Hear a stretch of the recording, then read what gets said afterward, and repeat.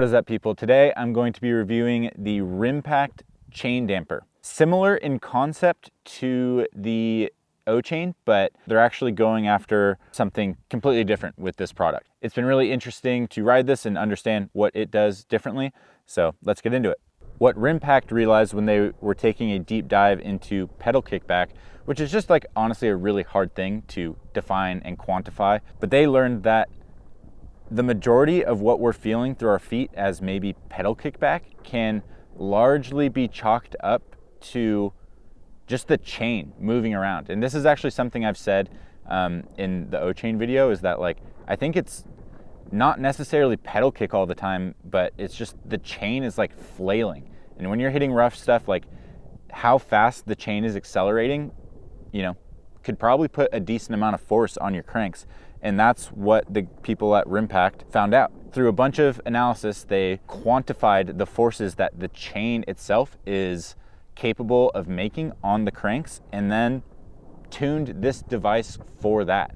So what that resulted in is essentially, you know, a chainring mounted damper device, but the spring rate at which this chainring moves is much higher than the O-chain. Like if I held an O-chain here, I can actually move the chainring. This, I can't. It's like, it's very stiff. But that is actually the correct spring rate to tune for the forces that are coming into the chainring. So what that ends up meaning is this has a much more like spring-loaded feel than the O-chain. I'll talk about what that means on the downhill in a sec, but just pedaling the bike, it honestly makes for a weird sensation. That's going to be maybe a deal breaker for some people. Unless you're pedaling really hard, it kind of lives in this like springy zone. You know, if you're like kind of soft pedaling, it's not enough to blow through that stiffer spring. So you end up getting into this like weird mushy zone, and it really kind of feels weird when you pedal the bike. I'm honestly able to adjust to it after, you know, a few minutes of pedaling. Like you kind of just end up pedaling smoother pedal strokes, so you're not loading and unloading this chainring, but regardless, it feels weird. And I feel like for technical climbing and stuff, it's not as intuitive as the O-chain, just because the O-chain just blows through its degrees of rotation consistently. This, it will feel different depending on how hard you pedal. And if you don't, if you're soft pedaling, you'll kind of live in this mushy zone that I feel like accentuates the amount of degrees your pedals have to move to get to that hard stop. And then when you put it downhill, it's crazy that we're even at this point. It's like we're tuning pedal kick devices, you know, chain damper devices, whatever these devices are. This is literally what we're talking about. It's like the O-chain, I think, feels better for, you know, your smaller, more fluttery bumps. And then this, if you're hitting like big shit really fast, you know, this is able to take up those bigger, you know, drivetrain input moments. I think, you know, like, I think there's legit something there. I don't think I'm imagining this, but it's like we're really getting down to the point of splitting hairs. And my O-chain and Rimpact experiences were slightly separated. I wasn't actually able to ride them on the same trail on the same day, mainly due to a bunch of BB incompatibilities, because it's just my chainring and crank situation was complicated, something that's super frustrating. Why does there need to be a million different BB and tool standards to swap your stuff out? So that's kind of what prevented me from going back to back. But I think I have a good enough sense of what the O-chain did, because I rode that a decent amount, and this. That's kind of what it comes down to. Going from a normal chainring to this, it's absolutely less feedback through the feet.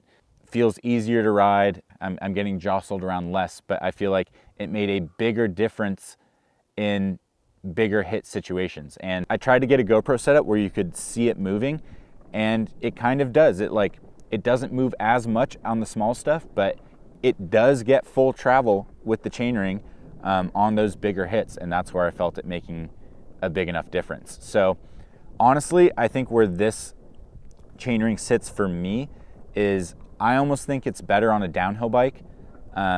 You know, I did a 40 mile, I did one of the biggest rides of my life on this chainring, and you can do it, but it's just not the most natural pedaling experience. And like, I actually adjusted to it fairly easily. I have my friends ride around on it. They're thrown for a loop and they're like, dude, I could never ride this thing. If they spent some time on it, I think they would get used to it. But I do think this is going to be kind of a turnoff for a lot of people putting this on like trail or enduro bikes.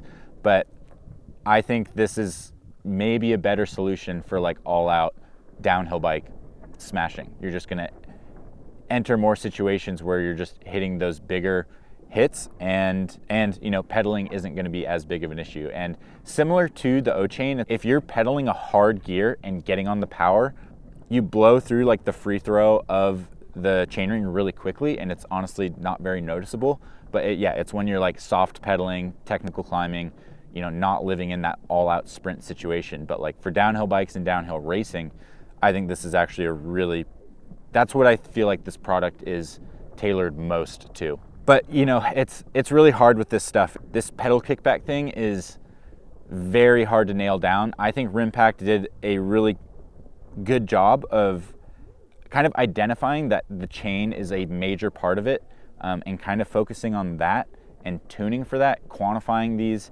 inputs into the bike. And I think they've absolutely executed a product that solves the issue that they were, you know, going for. And they made it in a package that I think is incredibly durable and robust. The O-chains absolutely require service. Mine definitely needs it right now, and it's kind of a thing you have to pay attention to. You know, I ran this for a few months, not enough to really put it to the test, but from a design perspective, this is much more sealed, and Rimpact says there's really almost no need to service it. And you know, they are designed in the UK, so I think they know what they're talking about from a reliability standpoint in some pretty grim conditions. I don't know, like honestly, if I'm looking for a pedal kick device, I think on a trail bike, I would go with the O-chain, especially since they have like the adjustable travel option. But for a downhill bike, I think I would probably choose the Rimpact.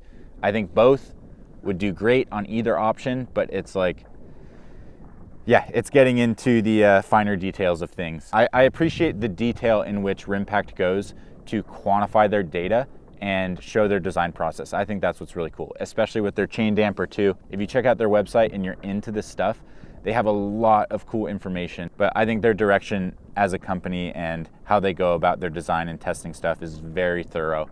And it means you can like kind of believe in the product that you have, that it's going to do what it's advertised to do. So that's my 2 cents. What do you guys think? Have you guys tried this? Are you guys on any other pedal kickback devices?